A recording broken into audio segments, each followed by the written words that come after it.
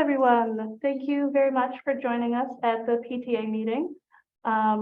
We have a busy agenda today, and we have a lot of great attendees, both online and in person. So I thank you very much. By the way, this is Jill Connor. I'm the PTA president.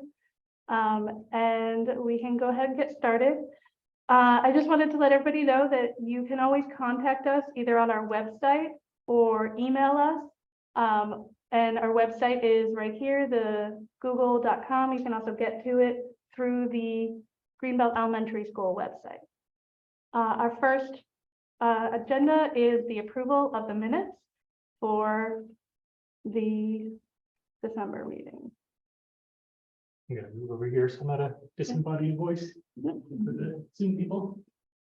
So hopefully everybody who wanted to review the minutes of the last meeting had a chance to do this. We're always posted on our website. But I'll quickly review them. Sorry, I realized I made the wrong one.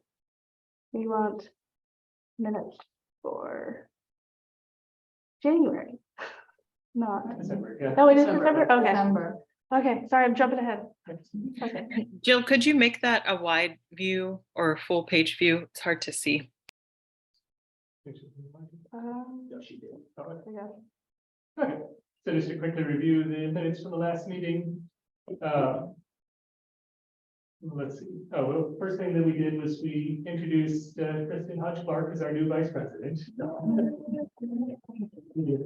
Had to resign because she was moving away. And then Mr. Nelson, Principal Nelson, gave his report and talked about the honor roll assembly and the diagnostic testing and the events that were upcoming. And then Sarah, the treasurer, gave the treasurer's report. And can you scroll on down for me, Jill?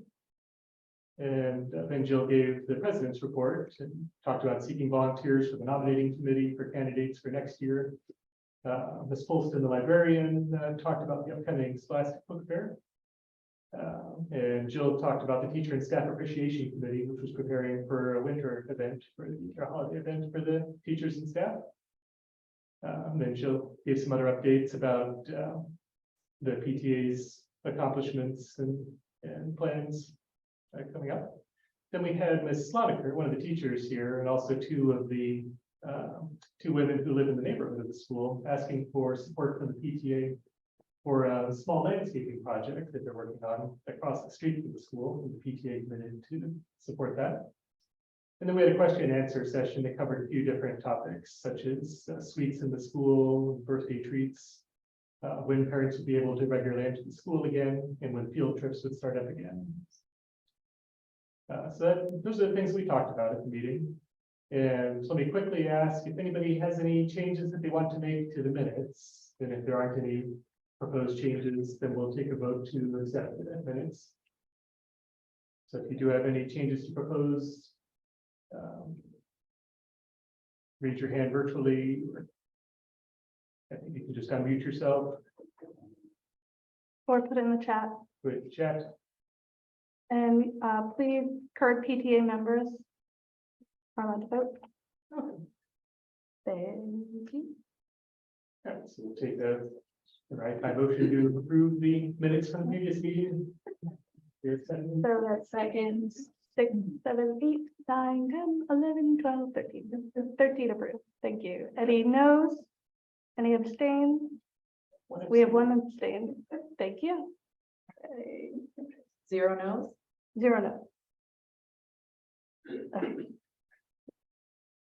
Okay, so we are done with the minutes. We will move on to our agenda. We have Mr. Nelson, our principal, is in attendance and he would like to speak to everybody, give his report. Thank you for joining us.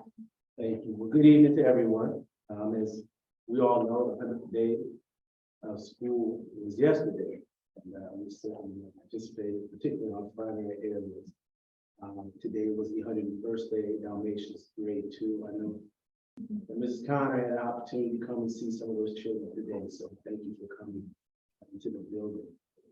Just a couple of things as it relates to testing and diagnostic testing. It literally took December and January, the entire months. And that's a huge, it's important, it's a huge strain of students and staff. And so we're happy that this section is over so that we can get back to routine construction business. And so with that said, writing expectations all over are up. There's growing evidence in terms of kindergarten through. Can you speak up a little bit? Yes, People are having there's trouble. growing evidence of writing. You can actually go into the classrooms, children can actually explore some routines in terms of expectations of not only curriculum, but what the teachers enjoy, what they're good at. So again, December and January was saturated with all this testing. And now that it's over for right now, it's a very good time for Greenbelt. We do have an honor roll assembly coming up. It was postponed a couple of times. If you haven't received information already, you will receive it. It will be next Friday. It will be a PM time. There's going to be one at 1:15, I believe, and one at 2 o'clock. But again, you will receive additional information if you haven't received it already. As it relates to field trips, I know a conversation will occur a little bit later in terms of volunteers, but you know, teachers have been working diligently to present these packages, so we should be hearing things. You should be hearing things very soon. As it relates to field trips, one of the state, let alone one of the counties, let alone the state's main trips for fifth graders is Camp Schmidt. And so we are very interested in having that trip, especially myself. Of my own 4 children who are all 20s, I'm a fifth grader. So she came back 2 weeks ago. So it's a great opportunity. Every fifth grader should have an opportunity to have. We do have a liaison at the school who's actually going on training. There's a certain training that you must go on. So this is a trip that we'll have, and it's a big one. Again, I'm saying fifth grade, but there are other trips that are being planned. And then this, Mayor Jordan came to visit us Monday, so our 4th graders had a great opportunity to interact with him. He saw the whole building, and so that's a good thing. And then lastly, this is probably one of the most important for this week. This is counseling week. So Mrs. Hudson, our wonderful guidance counselor, this is her week. And so we're strongly encouraging children just to write a thank you note or something of that nature. Something that simple will certainly mean the difference to her, and she's in all of our lives in a powerful way. So that's all for this evening. Thank you very much. Okay, we'll keep moving right along to Sarah West, our treasurer, for our treasurer report. Do you mind pulling up the treasurer's report tab for Now, everybody February? gets to see it though. So that's fine.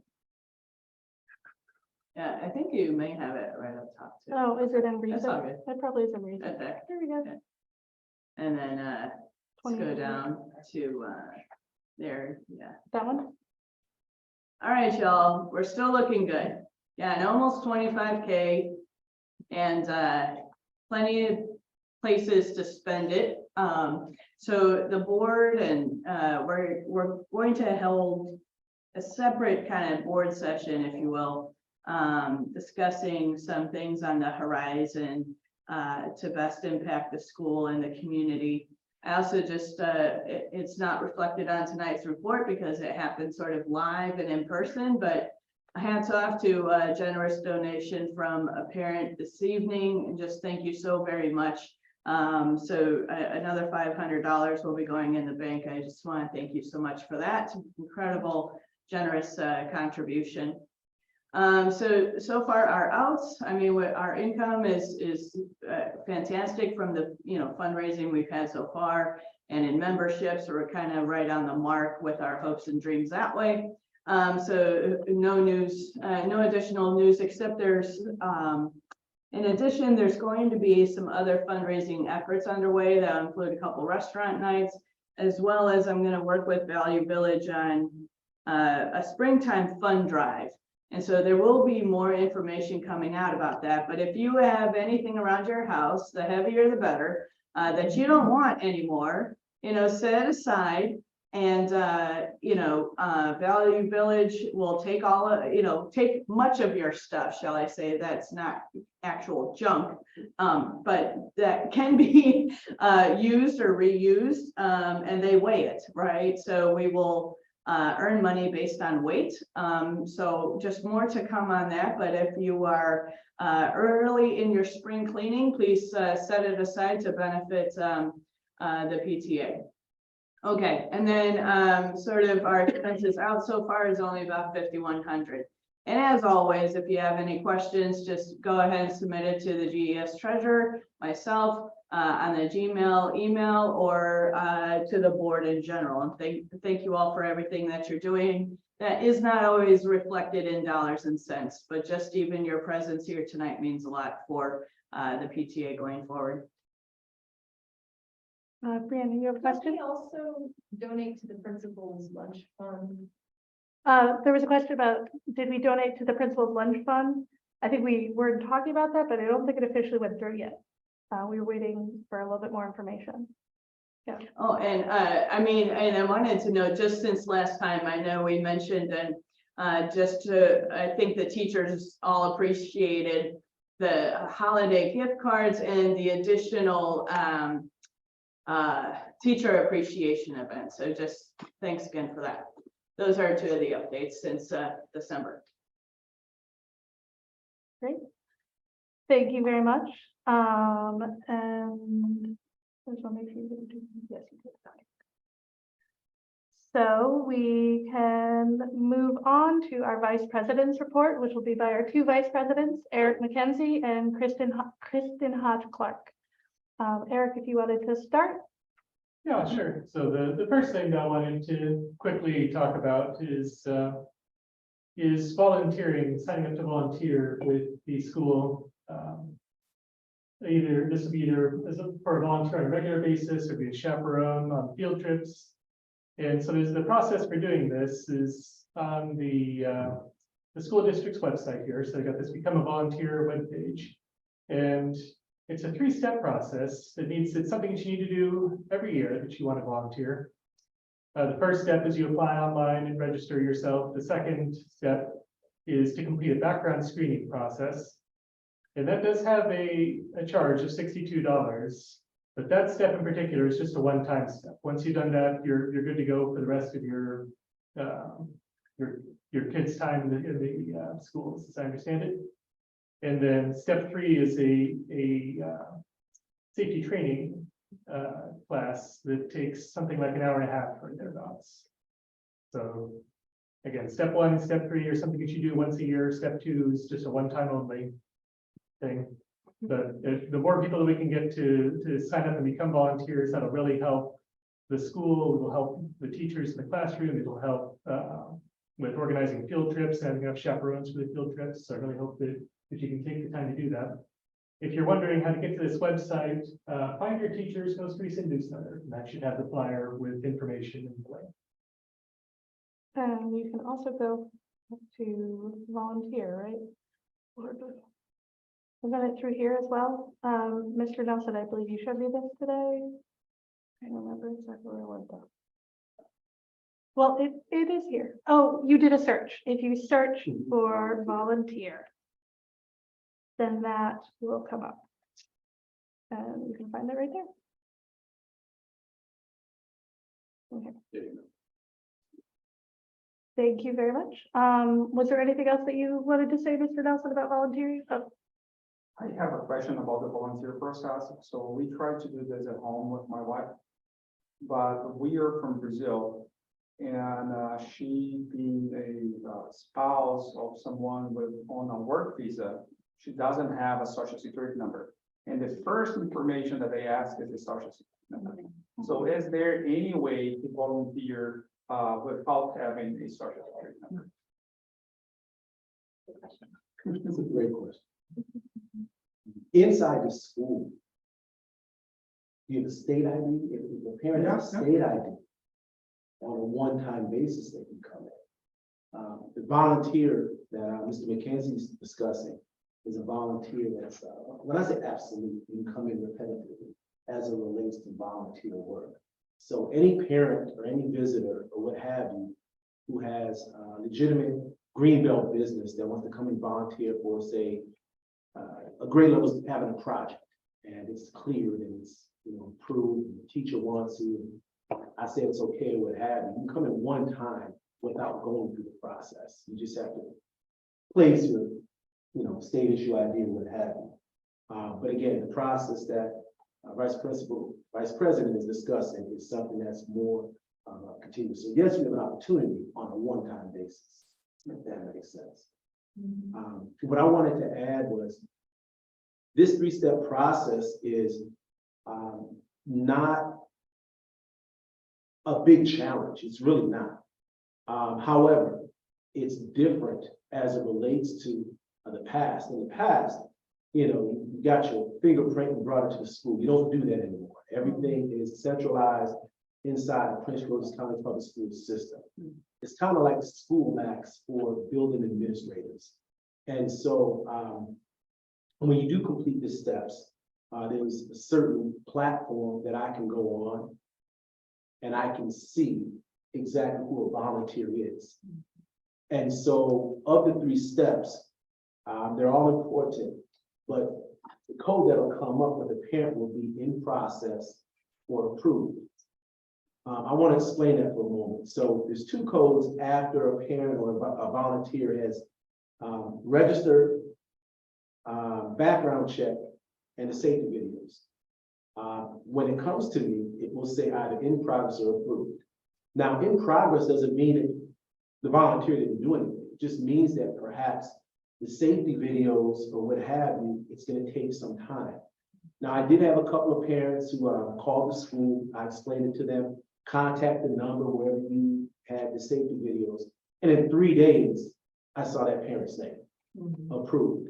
So the numbers I can't really tell you specifically, but on the website will let you know where to go, whether it's the fingerprint office or whether or not it's the safety videos. Now, here's something that's very important.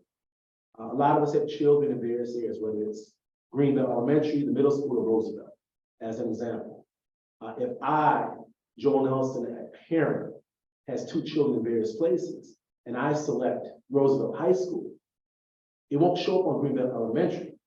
But with that name, I can certainly pull the name up, and then that would be a volunteer. And so what we have on the school level is we created a Google document from the school, from the county document, and every month it's updated. And so December, January, February was just updated yesterday. And so our team leaders from the various grade levels and other individuals who are not in classroom can actually see this list. And so if they ever have a field trip and they need volunteers, they can wait, or they can just go to the list and say, hey, I know you're a 4th grade parent, but we have a 2nd grade trip. Would you mind going? Again, the list is growing. I believe there's maybe 47 right now. But again, I just want to share with you that just because you register for the school does not mean that you can't volunteer at this school. It just means that we have to look for your name. If there's any questions, just, go to. Yeah, how can we confirm? I sent all my paperwork to my teacher, I think to front office at some point, like when they were looking at the December trip. Can we just email the office and? So the question was, how do we confirm that we're volunteer? How you confirm? You can simply email Mrs. Wheeler or myself, Joel.Nelson or Keisha, Keisha, .Wheeler. It's common spelling, Wheeler.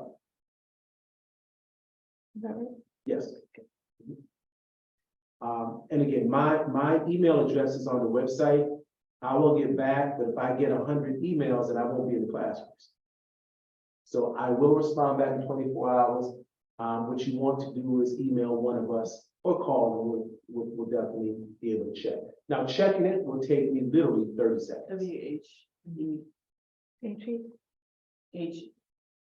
Wheeler instead of Wheeler. Oh, okay, you're right, sorry.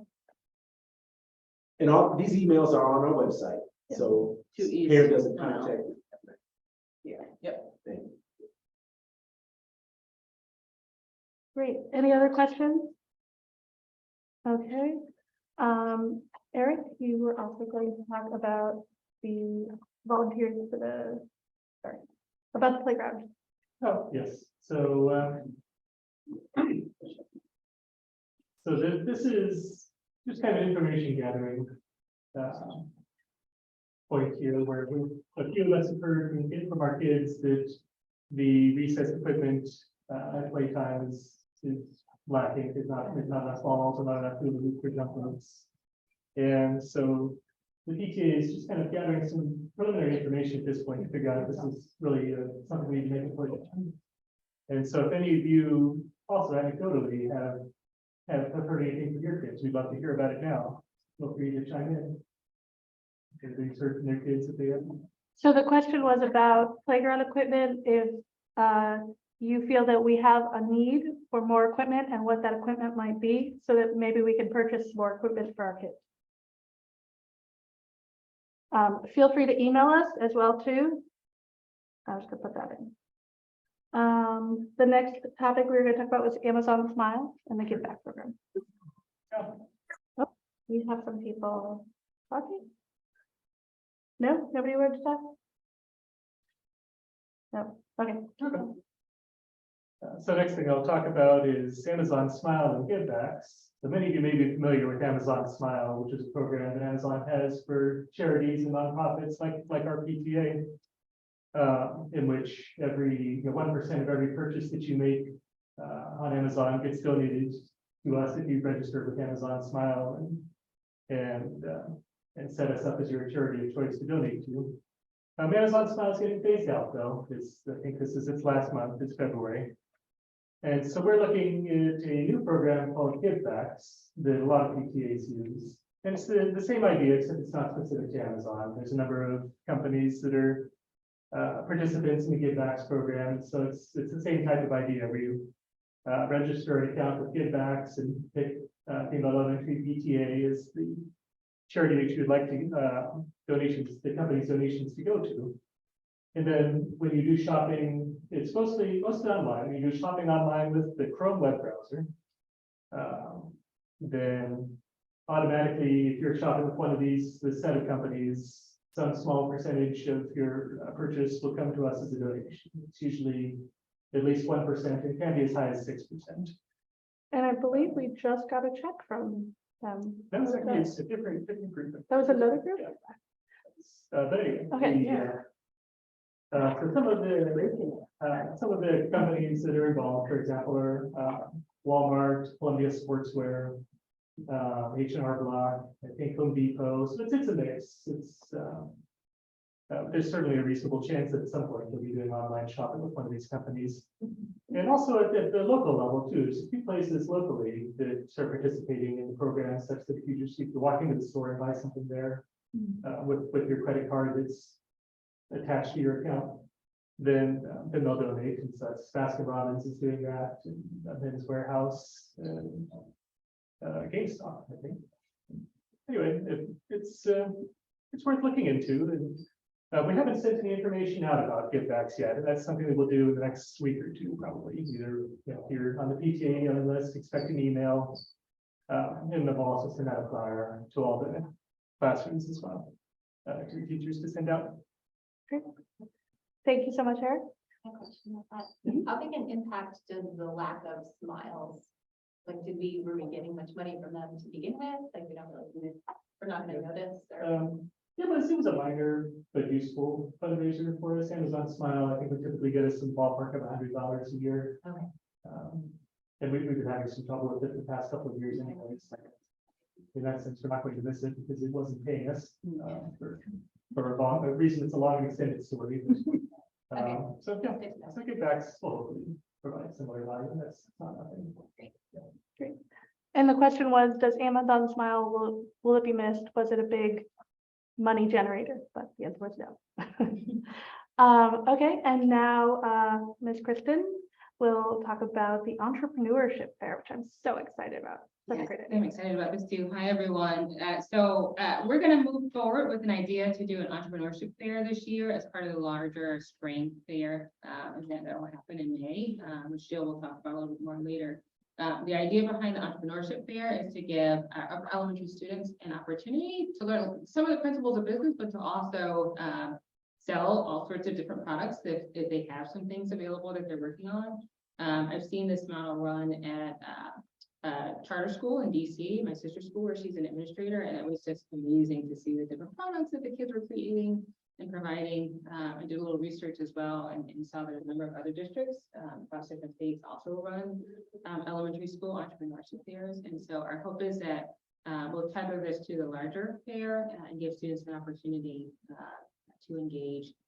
We'll be looking for volunteers for this as well. I've already started kind of outlining a number of the different guidelines that might be in place for students to participate, including requiring parents sign off and permission to join this activity and sell products, and various things. But we think it'll be a nice add-on to some of the already existing great activities that the PTA hosts and provides. And so if you're interested, please shoot us an email. But we'll have to kind of get a smaller subgroup going to help get this organized. In which grades? Fourth and fifth. Yeah. I think are going to be the most appropriate grades for this to get things together. And kind of what also spurred this for me was knowing that, some of our students are already kind of selling different little products on their own. I remember being in elementary school having friendship bracelets. I'm like, hey, did you send for the friendship bracelet? So why not actually let's support it and organize it and give them, a bit of information about what it means to be an entrepreneur and how to organize, learning a little bit about marketing, pricing, and all of that. I think it'll be fun. One other thing I should note, if there is anyone here who is in fact an entrepreneur and would love to also host or participate in the workshop that we would like to provide for the students as well, please also let us know. That would be really useful. Great. I have a question about that too. Sorry. And it's sort of related to volunteers and made me think about when we were doing the teacher and staff appreciation week, I could use volunteers to serve the food or clean up the kitchen that were not registered on the official volunteer site because they weren't interacting with the students. So as I recall, if the spring fair or the entrepreneur fair is not sponsored by the school, if it's a PTA event, even if it's in the school, I think you can volunteer for that without being on the volunteer list. I mean, It'll be on a weekend anyway, right. so it definitely shouldn't need a volunteer. Great, approval. okay, yeah. So Yeah. we should tap into everybody there. So the question was, can you do it if you're not a registered volunteer with the school? And it is absolutely yes. And Kristen, you are also going to talk about volunteers for the book sale. Yes. So we will also need volunteers to participate in what has become, I would say, one of our hallmark activities as the PTA. It's the annual book sale that we host each year at the Labor Day event within Greenbelt. It is our biggest fundraiser of the year. And so there's a lot of moving parts and pieces with executing this event. So we'll need volunteers for all sorts of different components of this, from helping to gather the books, to help sorting the books, to actually being there day of at the event. And so we're looking to really get organized now. And maybe even potentially we'll explore moving up our timeline this year so that we can start to incorporate some of the students, maybe the SGA. I see Ms. Perry is here, so maybe that could be a helpful to add an additional activity. But we need all the help that we can get to ensure that this continues to be a successful event. So please sign up. Yes, this is our biggest fundraiser, and it is really crucial that it goes off well. And we do have somebody who has agreed to help with leading it, and that is like the key. Once we get one person, we can get a couple more people so that everybody can share the chair responsibility. That's really key, sharing. Absolutely. Shared responsibility. Yeah. So thank you all, and we look forward to seeing tons of volunteers that sign up in the next 4 days. So Absolutely. And again, you can email us or you can go to the website and contact us that way. Okay, thank you so much. And Ingrid did not. Should I hear you? That's okay. We're gonna move Ingrid. She's gonna update us about the GABA activities that are happening in the school. And so that leaves me. So one project I wanted to let everybody know about how it's moving forward is the ability for teachers to request specific items for their classroom. Today, when I was in the special needs classroom, they have this beautiful light table. And they do, like they draw on it and they do some activities with it. And she's like, yeah, but I don't have any toys specifically for it that the kids could manipulate with it. I was like, well, that's something that the PTA can purchase for that classroom. There's going to be a Google form that's circulating so that teachers can make specific requests. They will have to be approved by not just the PTA, but the school, but that should be a fairly easy process. They also do need to be within their regulations. There are some things that we cannot get. And they also we need to purchase the items and give them to the teacher. We are not allowed to reimburse the teachers or give them a check. But that's fine. You can send us links and we can purchase what you need. So keep an eye out for that. That should be probably within the next week or two that we'll be getting that out as well too. Maybe we can combo it. And the next thing is the spring sale. So like Kristen was talking about, this entrepreneurship fair, the idea is it'll be part of a larger fair, a spring fair that the school is going to put on with us, but it will be a PTA event. We have settled on the date Saturday, May 13th. It seems to work for everybody involved. And the goal is to really make it a fun event for the community as well as for the students. So the students are going to be selling things, maybe running games, really, engaging with people. And then we also hope to bring in some food, whether it's a vendor or something that we're managing. We also want to hopefully bring in some attractions, whether it's a bounce house or the fire department's truck or public works. We have a lot of things that we're planning, and I think it's going to be a really fantastic event. So please keep an eye out for that and our needs that are going to be coming up through that. And I can comment on that. Yeah. I think in years past, way back last we had that, the student government sold pizza as a fundraiser at that. So it's not a food idea. Okay, great. Thank you. Thank you for that. And the other thing is, it is time to get our PTA board nominating committee. We have some people who are graduating and will no longer be part of the PTA, and it's a very big shoes for us to fill. Eric McKenzie has been so great for the past 2 years. But I think everybody else, Kristen, you're still. Yeah. I will be here and a fifth grader. Yeah. Okay, so we're good. That is only a fifth grader. I was like, no. I'll be here. I forgot. But yeah, so we need people who just get the word out and can talk to the people who would like to be on the PTA board about what it might be like. So if you have an interest in that, that would be fantastic. And we are going fast. I did want to make sure that everybody was aware of these days that are coming, because they're coming really fast and they're like right next to each other. Monday, February 20th, no school. Tuesday, February 21st, 2-hour delay. And then March 6th, closed again. So I just want to make sure everybody's aware of it. They sneak up. Can I just say one other quick thing about that? We discovered, much to our surprise, that before and after care actually is not open on the virtual school days. They were open for one in the fall, and then they were not open on this most recent one, and they will not be open for the room. I forget now how many. I think we have 2 left of the virtual. Anyway, so for anybody whose kids who you're counting on that care, nothing like pulling up to the door at 8:15 in the morning and nobody's here. So trying to save somebody the trouble that we went through. Thank you. That is a great reminder, just so everybody could hear. The initial announcement was that they were going to be open, and that has changed. Okay, so before and after care will not be open on virtual school days. We also want to make sure everybody knew you can still become a PTA member. You can also get on our email list without being a PTA member, because we want you to have the same information. So did anybody contact Ingrid? Do we know? Because we're actually. No, we could do a question and answer. Oh, absolutely. I would love that. Yes. So Alex, yeah. I was surprised that my 3rd grader was required to do a STEM fair project. And so I was wondering what other parents felt about STEM fair. Is the STEM fair really in elementary school? That was surprising to me,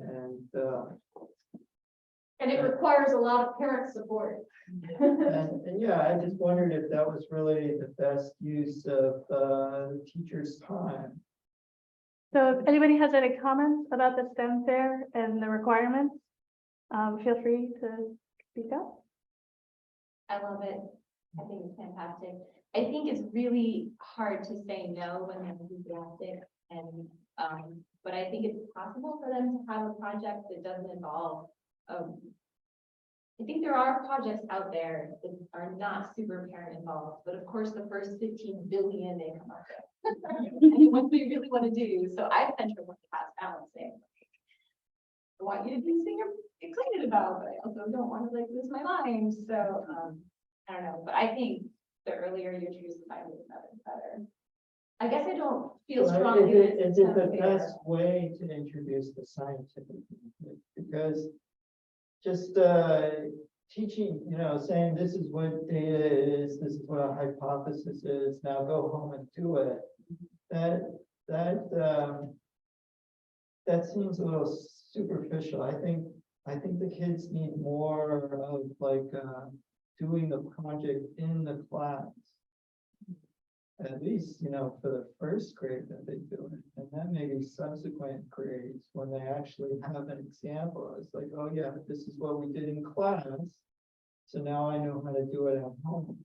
Yeah, like training wheels the first year where they like sort of are assigned a project and walk through it, and then after that.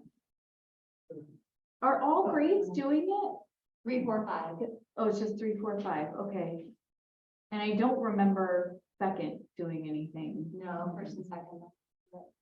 I wish Principal Nelson were still here to answer some questions, because I have no idea what portion of this is like required, or how they decided to, And I did bring it up to him today in our meeting, so that he would be able to answer these questions. Unfortunately, he wasn't able to stay. But if you were to contact him to have a conversation, I think he'd be very open to it, to talking about your concerns and your ideas. and then you come back and The share. biggest question is like, well, okay, yeah, scientific method is important. Is this the best way to teach it? And is this the appropriate time to be doing science fair projects? But it's not clear to us whether you need to bring that up with the county or with the. Yes, That's true. yes, that's the question, like, where is this requirement coming from? Right. You did have a hand up. LaShawn, are you still, did you want to unmute? LaShawn Yes, White? I'm still, hi, I'm a parent of Greenbelt. My oldest is 24 and graduated from Greenbelt. The science fair is of such a small aspect of science. As a parent, I love watching the extension of what they're learning at school. And it kind of gives them practice with presentation and the later on things for middle school and high school. I just pick something easy. If it's a lot for you, let them pick something very small and then build up as they get to the higher grades. It's a great experience for them, I think. I did not know that first and second graders were doing it, but for a third, fourth, and fifth grader, I believe that it's pretty cool to watch them have fun with science and for them to be able to pick it, because they don't sometimes have those choices in class. Great, thank you, LaShawn. And I see Silva Wells also has her hand up. Are you able to unmute? We're not able to hear you.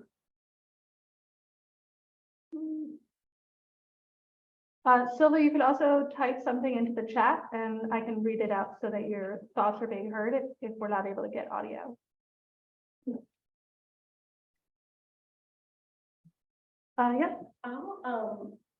I'll add to what you were saying at first. I initially had the same thought of, oh my gosh, I remember being in school and how I felt about the fair.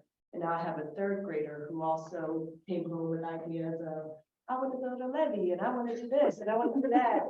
And so similar to what the woman just said is what I told him was, I have a job, you have a job, your job is school.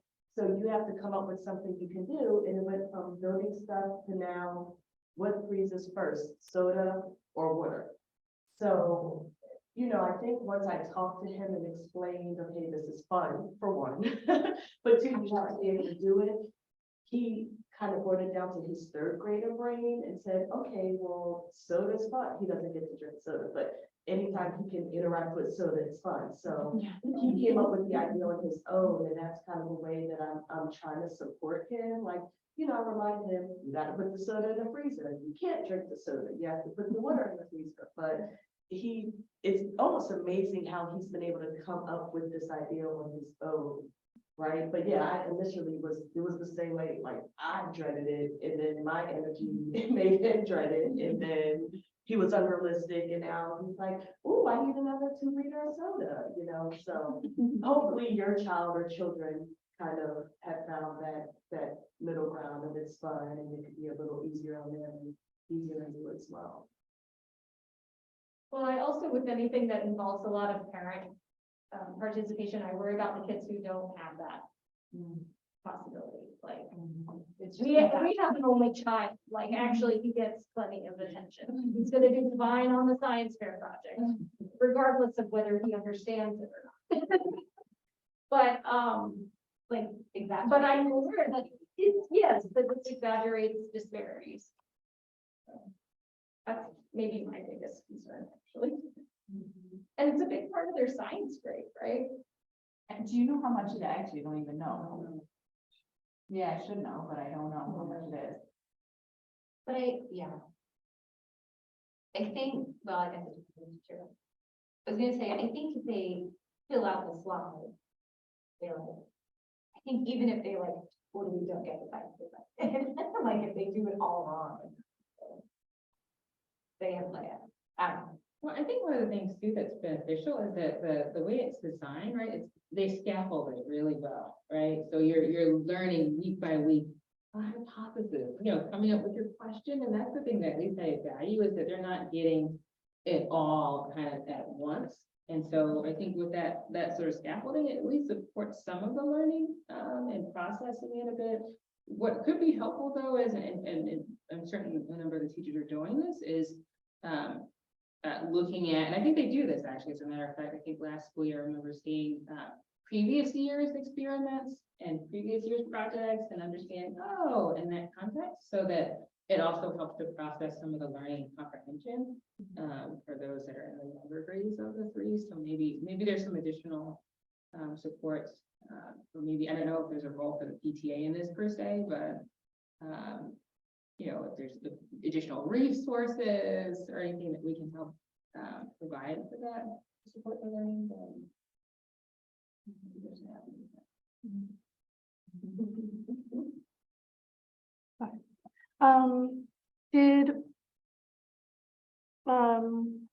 There was another comment that our administrator, she also has a 3rd grader who's working on his STEM project as well.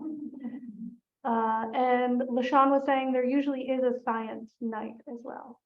Yeah, they had some night where like we talked about like being introduced to science. Yes, I went to Yeah, that. We went to that, and it seems like there's the classroom involvement, and then some students are chosen to to present school-wide, and then some of those students are chosen to present countywide, I believe. But I got the impression that all that was optional. I mean, to whatever degree you Absolutely, want yeah. to partake in the furthering of it, you can, or if you want to just stop at the classroom, you can do that too. Yeah, my impression was that coming up with a project was part of the school assignment. But then like the poster and all the extra stuff was an addition, was my impression from the night, but I could be wrong.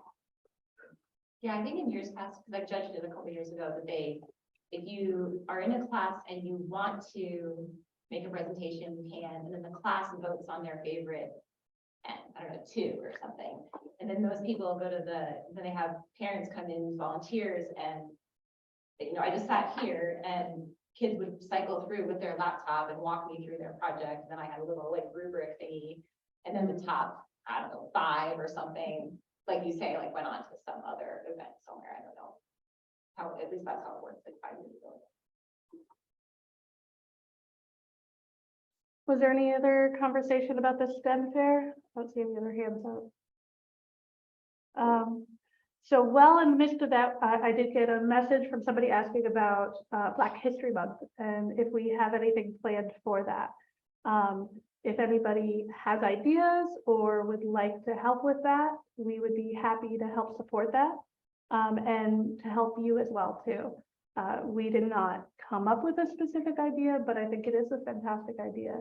If we have a bandwidth to do something, I'd love to.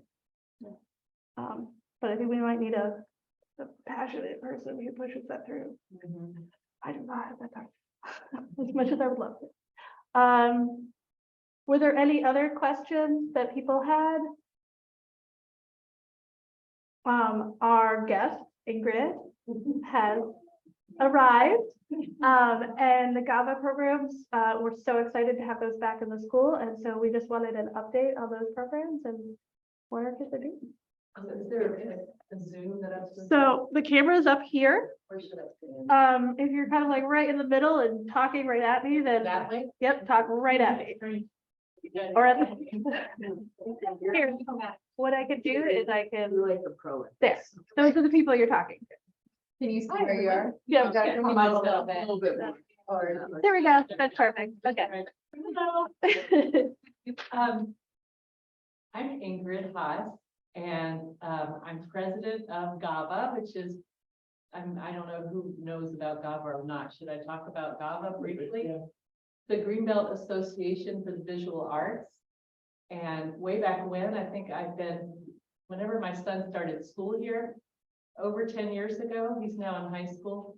He's 17. It happened. Barbara Simon, who is now dead, was very active in the community with arts, all sorts of arts projects, and she loved the school, and she did all sorts of things, including that mural out there in the hallway, and brought art projects to the school for many, many, many years. And around the time that I was starting school here with my son, she formed this family fund, she called it. So GABA had a partnership with the PTA, and she wanted to write grants and bring her dream was to have local artists come in and have sort of this community feel that we're paying the artists, they're getting money from the school, but they're also supporting the school, and there's this sustainability about it. And that was her dream, and that's why we have the family fund.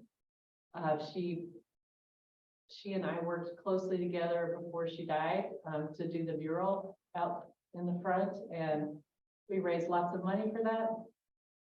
So I guess the benefit of having GABA with the PTA is that we can kind of worry about the artists and pay them, and her idea was that would be a great thing. So I'm still doing it because I was really the only one that knew what was going on. So I'm still the president. And keeping GABA afloat. We do lots of other things, but mainly with the school. This is why I'm here tonight. So the good news is we have several things going on. In fact, we're doing our apple tree project Friday, this coming Friday. We managed to do it last year because we had a grant, I think an ACE grant, and it was, of course, not fulfilled because of COVID. And we were the very first live anything to come in the school last summer, almost summer. It was like the end of the school year. They brought us in, and we got to use that money finally. And the ACE people were really happy. So we're doing that project again, and it was the easiest because that teacher knows us. That's the challenge for me, is that I'm not in the school, and I'm not talking to the teachers face to face anymore. And a lot of the ones that I worked with have left. So that's a challenge for me. However, there are still teachers that do know me and remember the projects and know the artists. So that's been good. So I've been emailing them, and I feel like they're kind of recovering too from the COVID thing. So they're ready for us to come back. The main one I'm thinking of is Miss Rosenberg Hauk, who did many years with a dance program with Angela Foster and Lisa. Pelletier or something. Pelletier, yeah. And I've tried to reach Lisa and she's not answering my emails, so I think I must not have her contact information anymore. However, I talked with Miss Rosenberg Hauk and she said that they are in contact and that they're planning a project. So that's good news. So my job is to find Lisa and figure out if she has funding, because sometimes she does get grants through the Arts Council. And if she does, then, so I can't tell you if you're paying for her or she's paying for her, sorry, but I will let you know as soon as I know. But she has a wonderful project with, it's the plant cycle.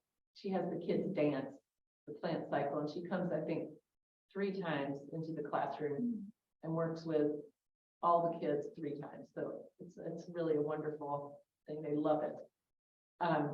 So next Friday, this coming Friday rather, we're doing the apple tree project with the kindergartners, and I have been in touch with the 1st grade teachers, and they also want Butterfly Wonder. However, they keep telling me they don't know the date yet. So that's in the works. So I think Butterfly Wonder will definitely happen for the 1st grade.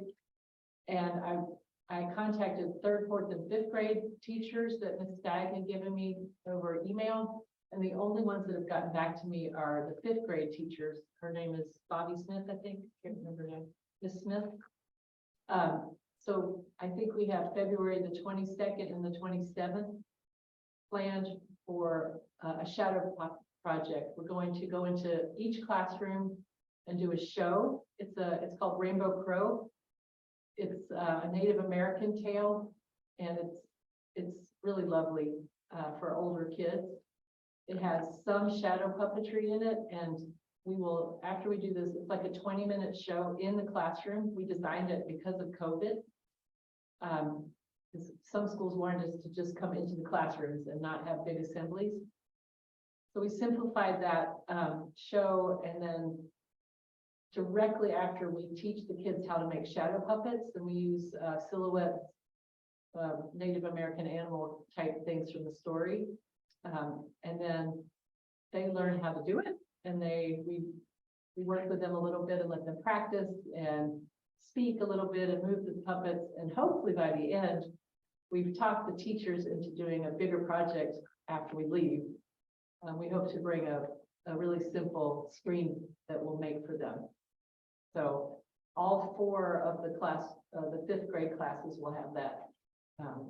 It's about an hour program, but we'll do it 4 times.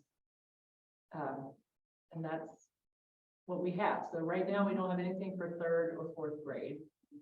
And I'm willing to do it, and I guess I'll have to email them again, see if they're Hi. up for it. This is Miss Beaker. I'm the 3rd grade chair. I didn't get an email. I checked my spam. I put my email in the chat. Okay, Because we'd love to have you. I remember your the shadow puppets and the apple, all those good things. right. Hey, Ms. Speaker, is that Ms. Speaker? Yeah. I'm not sure you're the one that I sent it to. Okay. I can definitely talk to Ms. Peter and Ms. Makel. It may have been Ms. Peter. I can't quite remember now. I have to look, but Ms. Stagg just gave me one contact. Okay, I'll check with my team. This is Miss Perry speaking. I did respond to your email as well. This is 4th grade, and we didn't receive a reply yet. So I think maybe my email may have been sent to your spam. Yes, you reached out, and I just wanted to ask, were you thinking of doing it with the whole 4th grade level or the class? And I just scheduled an email to go to you tomorrow to send it to the top of your email list. Okay, great. That'd be great. Let's do that. Do you want to give them your email so that any other teachers would have it? Sure. Okay. Sure. My email's complicated, but I will give it to you. So it's Ingrid, INGRID, Cowan, COWAN, Haas, HASS, at, and this is weird, Larkov, LARKOV.DE. I just scheduled it to send in the morning for you. I have the email sent to you right now. Okay, So you great. Yep. And I'll reach out too. Thank you so much. Wonderful. Thank you, ladies. All right, so is that all you want to know from me? Okay, yeah, I agree. Where do we get free tickets to the shows or Well, maybe I not? mean, in the past, we have done bigger puppet shows. I mean, if we're the artists, George Cushell, I don't think is gonna come this year. For reasons that I don't need to talk too much about publicly, but, I'm not sure he's up for it. So I'm not, right now, I'm just like, well, we'll do something, just because I want to do something. There could be a bigger assembly. I've talked to Ms. Mays about arts integration, it's with a new principal and a lot of the arts integrated teachers that were trained having left, it's a little bit of a learning curve for some of the new teachers. So, I thought, well, I'm not going to push too much this year. I'm pretty happy with it. We got something going. So, we could do a larger assembly, but I don't know if that's allowed now with COVID yet, that kind of thing.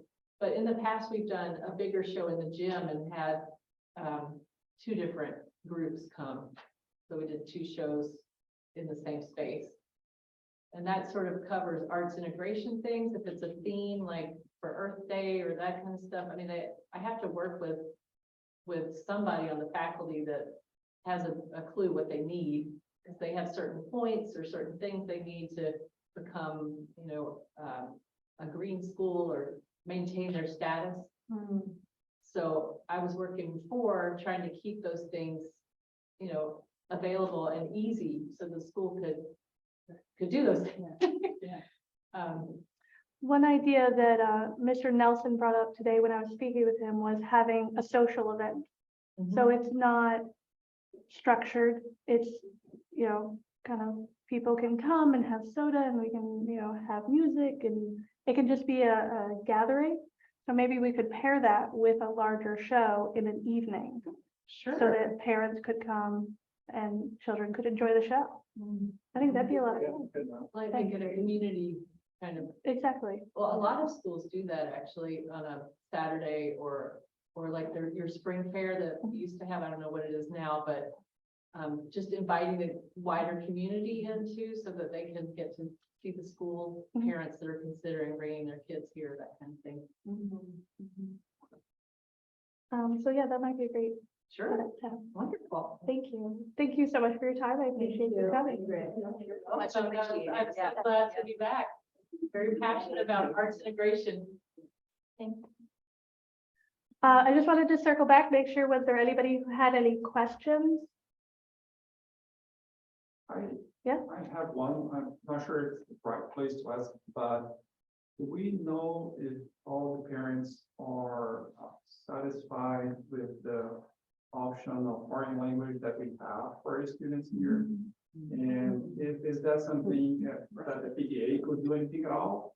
Like, because I don't know how it works here. Like, is it something that comes from up down, like from the Prince George County, and that's the way it is, and there isn't anything we can do about it, or That's a good question. when you have like 2 or 3 different options, and then the parents choose. Where they All right. Do you know the answer, like about how it started? I've got bits and pieces. It is a county level decision that gets made for what the core languages are in each elementary school.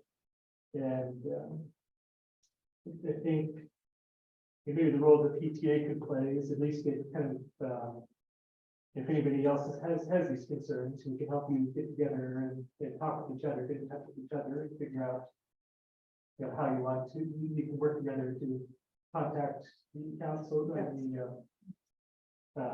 the county district. And at least let them know that you have these concerns. So I will say that the reason it's Russian is because they got a grant for a non-traditional language, like they couldn't do Spanish. It had to be an unusual language. And they had an opportunity of somebody who was willing to work with the school who taught Russian. And so it kind of started and it just kind of kept going. Do you know about how long ago that was? I think it was a while. I think it was like, Yeah. So the fifth grade class that graduated right before the pandemic, it started when they were kindergartners. Because that was the first class to go all the way through. Because like before then, so like the fifth graders who graduated the year before didn't have any foreign language. So it's not clear to me that our option is like either Russian or this or that. I think for a lot of schools, there's no foreign language. So really? Absolutely, yeah. So I think there was no foreign language in Greenbelt Elementary prior to the Russian program. So. And Kristen, you- Usually in middle school, or you see it as an elective, not even baked in. Yeah, as I say, this could be a really good topic. We've talked about maybe adding advocacy committee. And so I could see this being an issue that we could organize around, because I think that it's also been a topic that my husband and I have discussed relative to what's offered in middle school. Because even most of the district middle schools don't offer Russian, so they've spent the last 5 years that they keep it. Yeah, well, there are several that don't, and they're like, no, we don't offer these, we don't offer Russian. It's like, oh, so you depending on where you're gonna feed into your child may not even be able to continue. The French immersion school does in the upper grades. They introduced Russian. I can't speak for the Spanish immersion. But for French immersion, I think around 6th grade or something like that, they get Russian. Okay. In addition to French. Well, I know some of the charter schools, though, unfortunately don't. So there is a challenge, right, in kind of that level of continuity. And if we had other options, that could be well, in the longer term. One of the things that I foresee that PTA would do is actually try to get this feeling from the parents, right? So are you satisfied? We would like some change. We would like not to have any foreign language at all at this level, right? So, and then we can work from there. Yeah. Great for leading that and putting the survey together. Hello, everyone. Can you hear me? Yes, Ms. Maduka. Yes, this is Ms. Maduka. I'm listening in, trying to figure out what's going on. So I'm the one of the Russian language teachers. There are 2 of us in the school, and it's not an elective, it's for all the students. As far as I can tell, and maybe some of the teachers here can, testify, they enjoy it, especially the younger ones. And Russian language is offered in Greenbelt Elementary School and 2 other elementary schools in the United States of America. So only 3 elementary schools. Other languages are being taught, and I think Greenbelt Middle School has Russian language, so there's a continuation. So our 5th graders, they will take a placement test, and we're planning to have that. We send email to parents by April or May. But we send email to parents before we offer the test. The test is not me testing, it's not Mr. Dmitriev. It's coming from above. So that's a placement test for them. So I'm not sure why Greenbelt Elementary School was chosen. The language was there. I was just hired to do it. And I'm just doing my job. So, And I just want to summarize what Ms. Maduka was saying. She was saying that there are 2 other schools in the US, elementary schools, that offer Russian. She did believe that GMS, Greenbelt Middle School, does offer Russian. The 5th graders take a placement test, which is sent out so that they can see if they can join in. Okay, is there anything else in it? Like my daughter is in 6th grade now, and she's at College Park Academy. And when she started, I think they started Russian in 1st grade when she started, and we were like, Russian, okay, we can't help you. But, and then now she's in College Park Academy, all 6th graders are required to take Spanish. And she had had not a lick of Spanish going into it. But we have found that her ability to learn Spanish and to pick up Spanish, having picked up any other language, and learned to learn a language. And it didn't seem to matter that it was Russian versus Spanish. She's getting A's in Spanish. and she's been taking it for all the day. And my kindergartner, who has been taking Russian now for 100 days, answers me in Russian at home sometimes, and I have no idea what to say. I don't know. But I think, but we really found that just the, like, any language seems to have helped her really dive into a middle school language curriculum that she had never done before. And even her Spanish teacher was like, "You took what?" I've never heard of any kids taking Russian before. But she's really excelling. And I think at this young age, it might not matter what language they're learning, but they're learning how to learn a language. So I just want to restate what was already said, that she has a child who is now learning Spanish after having learned Russian for a number of years. And she thinks that she learned how to learn a language better, and that she is excelling in this second language because she had that first language. And I would agree, my children love Russian and love speaking Russian. It's like one of their favorites. My daughter does too. Yeah. And last year, some of the parents who were here last year, when we had foreign language month, I sent out some email, Mr. Dmitriev and I sent out email to parents with some of the advantages of learning a foreign language. You know, you can hear my accent. I'm originally an African. So I speak my language, I speak Russian, I speak several languages. The earlier they start, the better. The earlier they start, the better. And, you know, there are so many advantages of learning a foreign language. So I know this is computer age, you can Google the advantage, because if it's coming from me, it's like, you can Google the advantages of learning a foreign language. And you see, when with the foreign language, it helps them across board, across other content. They're learning the language, but you know, maybe during a foreign language week, we can send something else or the sampling to parents again to help. But I talk to my students all the time about the benefits of learning a language. You know. So I just want to restate, since it went in a little bit. Ms. Machuca was saying she has a sheet that explains the benefits for learning a foreign language, but you can Google it yourself. There are a lot of benefits there. And Earlier the better. the earlier the better. So that's why we have a foreign language program, even, you know, an unusual one, which I think is kind of fun.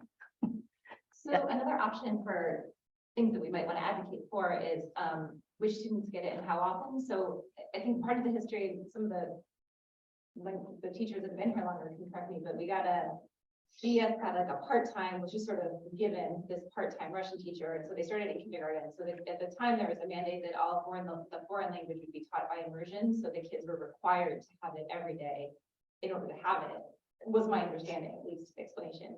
So then when the kindergartners became first graders, that same part-time teacher continued on with them. And then at some point they became far enough along that another part-time teacher was sought in order to maintain, like to allow the incoming kindergartners to also have Russian. And there was sort of this decision, like, if we only have a part-time teacher, do we just like take these, you know, whatever it was, 3 years of kids and follow them along with every day, or do we spread it out? And so it's been sort of a transition over the last, I guess, 3 or 4 years that, you know, so when my son started here, it was Russian every day. And then I guess by the number of students or number of teachers that were available, it's now, I think both my kids have it twice a week. But I remember when they were going through that transition, Dr. Dean the principal at the time solicited advice from the parents about, like, we have these limited resources, right? Like, we have this many students and this many foreign language teachers, whether it's Russian or whatever, like, would you prefer that, you know, only the 4th and 5th graders get it every day for half an hour, or would you prefer everybody gets it, you know, twice a week for half an hour, or a certain, like, do you pick a grade and follow them through all the way? And so there's different models, different ways to distribute foreign language resources that this survey or the advocacy group could also play with that. Just to reiterate, I really think that is beneficial for the kids to start learning a second language as soon as possible. That's so many benefits for them. I'm just wondering if we could give them more options more often and how to improve it. Right, so that's the idea.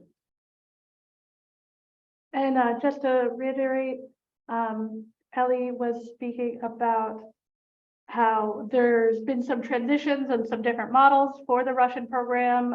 Initially, it was every day for a half hour, so it was immersion, and it transitioned into this 2 days a week for the entire school because of limited resources for teachers. And I'm sorry, I don't know your name, but there also was a comment that he also believes that learning a foreign language is crucial, especially young. Okay, any other comments? I'm not seeing any hands up. So it is 8:15, we did good. I just want to remind everybody, March 8th is our next PTA meeting. It will also be 7 o'clock and it will also be hybrid because this seems to be working. If you have any questions or concerns about this meeting or anything that we spoke about, please feel free to email us. It is in the chat, greenbeltespta@gmail.com. And thank you so much for attending. And consider volunteering. And definitely consider volunteering.